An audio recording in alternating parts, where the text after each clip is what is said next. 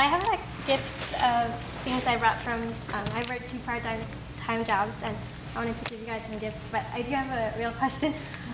You're so sweet, thank you. I'll come collect the gifts while I take Tegan, Are you guys allergic to that?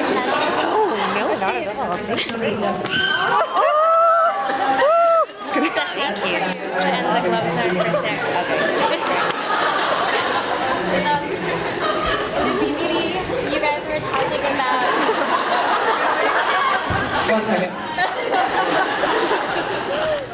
She's got my presents, so I'm just going to bring it over here and make sure we don't forget it. Very heavy. No taking. Okay. I'll be gold bar. No one's going to go with silver. Okay.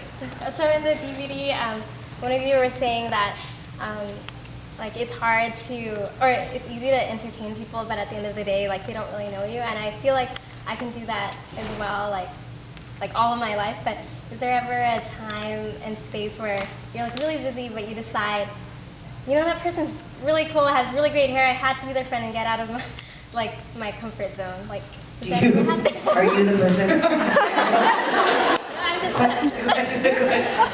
I'm so sorry, this is not, I'm teasing you, but the question seems to be that, do we ever, the barrier, the wall that we put up with you, do we ever take that down because we think you have nice hair?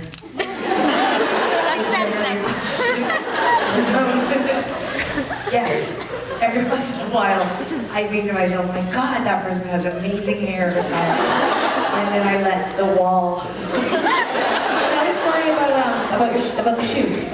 Oh yes, I have a friend who began as a Tegan and Sara fan, but we were playing. Don't let this encourage you though. The story gets a little wild. I think this can only happen once.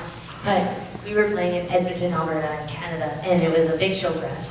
And the security was bonkers. They were taking care of the backstage at all. And a girl broke backstage, and she was really cute. And she was very precocious, and she had rad. She was very. I mean, I'm not. She's not in a picture. She's not jailed. I think she was. And I didn't sleep with her. I just took her shoes. But what story is her shoes? Her shoes were great. And I was like, what are you doing back here? Who are you? And she's like, oh, it's just really easy to get backstage at this venue. And I was like,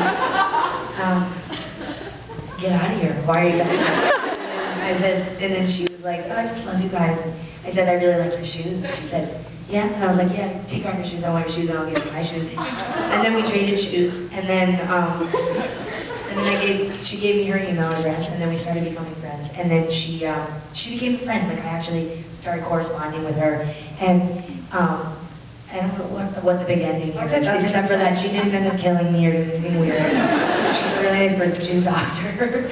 And she had rad shoes, and yes, every once in a while, I guess the end point here is that, yes, every once in a while, we are lucky enough, after meeting thousands of people, every once in a while you have this wonderful connection with someone. And sometimes it happens at like a radio station or in an airport. I was on a flight yesterday from Boston to LA, and I sat next to a guy who is a pilot, and he does a lot of work in Brazil.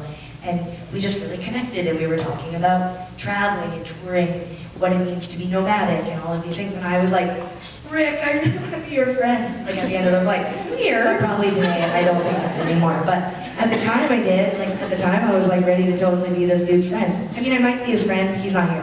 But did you give him your information? He gave me his information, and I gave him a DVD. But you know, at the end of this whole thing, I might be friends with him. I don't know. Well, big decisions ahead of Sarah tomorrow or the next day. Connect with Rick. All right, someone from the